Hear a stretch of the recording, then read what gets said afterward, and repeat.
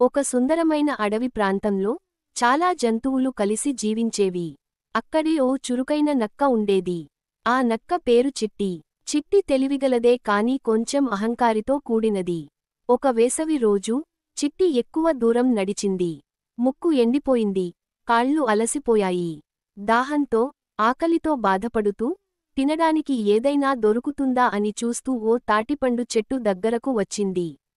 ఆ చెట్టుపై పెద్ద పెద్ద తాటి పళ్ళు ముద్దుగా కనిపించాయి. అవి నక్కకు చాలా ఇష్టమైనవి. ఆ పళ్ళు చూస్తూనే నక్క ముక్కున నీళ్లు ఊరింది. ఇవి తినితే ఎంతో రుచిగా ఉంటాయి. ఇవి నా భాగ్యమే అని భావించింది.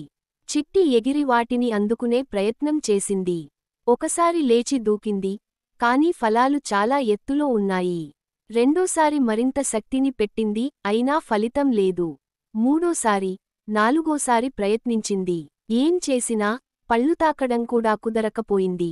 అలసిపోయిన నక్క చివరికి ఓ సింహాసనం వద్ద కూర్చుంది. ఏమో, ఈ పండ్లు బహుశా ఇంకా పచ్చలేదేమో. ఇవి చేదుగా ఉండవచ్చు.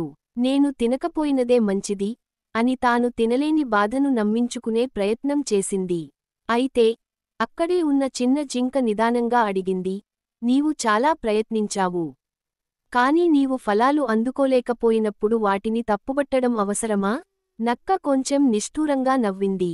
నాకు కావాల్సినవి ఎప్పటికీ దక్కకపోతే వాటిని మంచి అనడంలో అర్థమేంటి? జింక చిరునవ్వుతో జవాబిచ్చింది, అసలు విజయం అనేది ప్రయత్నంలో ఉంది. మీరు నిజంగా తినాలనుకుంటే మరో మార్గం వెతకాల్సిందే కదా. నక్క ఆ మాటలు విని తలదించుకుంది. అది నిజం. అది ప్రయత్నం చేయడం మానేసి తప్పులు చూపడం ప్రారంభించింది. మళ్ళీ వస్తాను. ఏదైనా చెక్క లేదా రాయిని వాడి ఆ ఫలాలను తెచ్చుకుంటాను అని నిర్ణయం తీసుకుంది. అది నుంచి చిట్టికి ఒక కొత్త బోధ వచ్చింది, పట్టుదలే విజయం గల మార్గం. నీలిరంగు పుస్తకం కథకు నైతికత. పొంతన లేకపోయినప్పుడు తప్పులు వెతకడం సులభం.